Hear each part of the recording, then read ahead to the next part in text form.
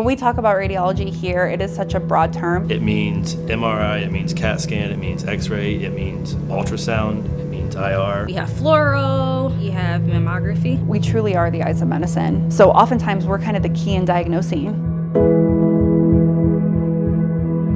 I'm in CAT scan. We are kind of the eyes of medicine. We get to see inside. As an interventional radiologic technologist, our goal is to intervene before the patient goes to the OR. When I signed up, I didn't realize I went to surgery 17 years ago, and when I found that out, I was hooked. First thing in the morning, everyone comes in and they start warming up the scanners, stocking the rooms. Getting linen on the bed, making sure our equipment is working properly. And I can go do a bedside, which means we take our equipment up to their room and do the exam there. I try to work side by side with my team as much as I can. We have 2 IR rooms, 2 techs in each room. So we have what we call a scrub. That tech will be scrubbed in with the doctor, and then we have a circulator tech, getting things that the doctor wants. In surgery, you could be anywhere from 5 minutes into a room to 5 hours. You might be starting your day upstairs in what we call main CT, working on the outpatients, and in a moment's notice, we might have a stroke one and you're on your way downstairs to help scan the stroke one, so you're never bored. Every patient's different. Do one little thing and it changes their day.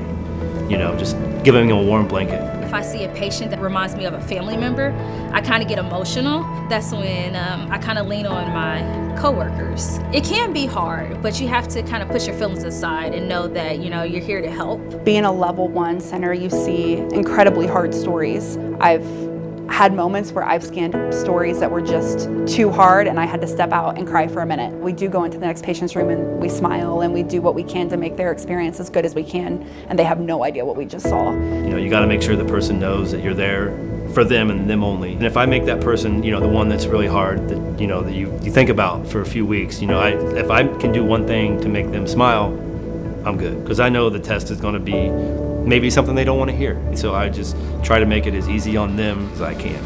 My parents have always taught me that there's more happiness in giving than receiving.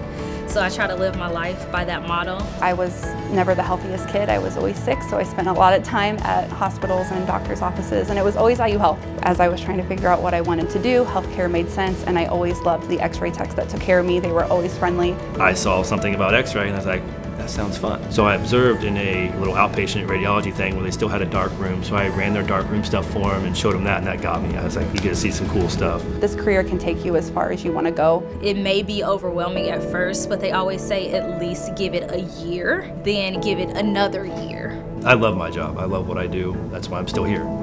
It's variety. And you see them come broken and they leave fixed.